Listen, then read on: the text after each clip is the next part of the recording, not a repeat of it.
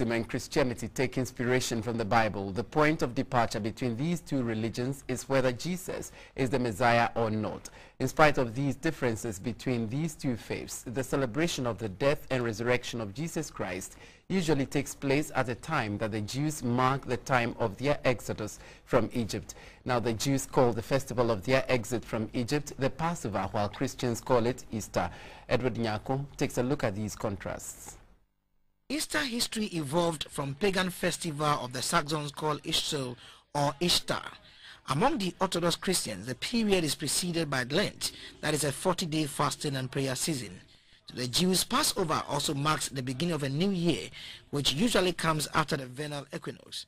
It is also a season of spring, where plants that could not survive the power of the winter receive a new lease of life to show forth their glory. And if this is anything to go by, then it is not a coincidence for Jesus to rise from the dead at this same period. His resurrection to women activists in the Christian front marked a new era because it served as a platform for them to mount the pulpit to preach. The first woman to preach the resurrected Christ was Mary Magdalene. The clock of the world's population continues to tick, but 2011 data by the UN indicated there are 7 billion people on the face of the earth. 2.5 billion out of this number are Christians, and Easter is a period that the message of evangelizing the rest of the world is emphasized. The aim is to ensure that Isaiah's message in his book, chapter 11 verse 9, which says, "The whole world shall be filled with the knowledge of the glory of the Lord, just as the waters cover the earth, be fulfilled." So it will not be out of place for Christians to devote this season to pray for nations caught in crisis like Syria, Nigeria, and Mali.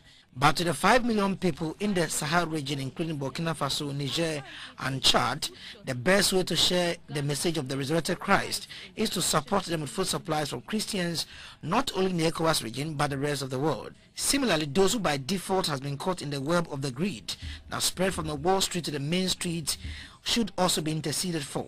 This because the financial crisis, with its contagion effect, has compelled many governments in Europe and America to adopt austerity measures or cutting of public expenditures as well as pension benefits.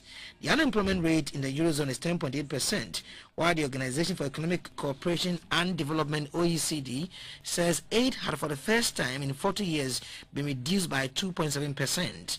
This is likely to have effect on the budgets of Ghana and other developing economies. And with a seemingly no end in sight to the financial crisis, Easter or Passover should be seized by the 2.5 billion Christians and the 14 million Judaism followers to seek for divine intervention to make the world a better place than we met it. Edward Nyako, reporting for GTV News.